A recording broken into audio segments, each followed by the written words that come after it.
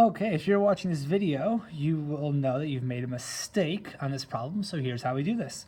The first step, as always, is to make sure you've copied down the problem perfectly.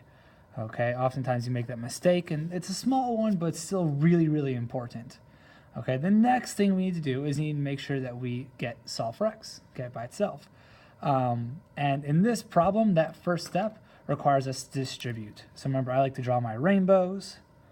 Okay, make sure that 2 on the outside of the parentheses gets distributed to everything on the inside. So 2 times 3x is a total of 6x, and 2 times 2 is 4.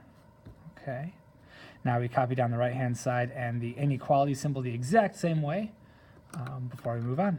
The next step is we have to move the constant. So this says plus 4, so we do the opposite and subtract 4 from both sides. Okay. Our 4's go away. We're left with 6x on the left-hand side. We keep the same exact symbol, and we have 30 on the right-hand side. Now, our final step is to get that 6 alone by dividing by 6. Sorry, get the x alone. So our 6's go away. We have x on the left-hand side. On the right-hand side, we have 5.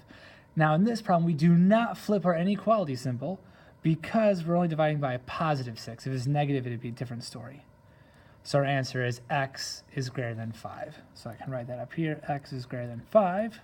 And we need to find which graph that matches. Okay, so we have the greater than symbol. So we can eliminate C and D because both of those are filled in, which would have to include or equal to.